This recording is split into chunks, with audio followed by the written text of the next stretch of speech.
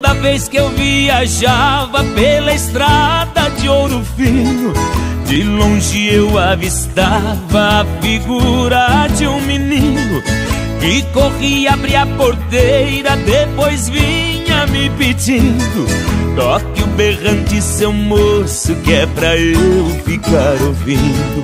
Quando a boiada passava e a poeira ia baixando, eu jogava uma moeda e ele saía pulando. Obrigado, boiadeiro, que Deus vale acompanhando. Pra aquele sertão afora, meu berrante ia tocando.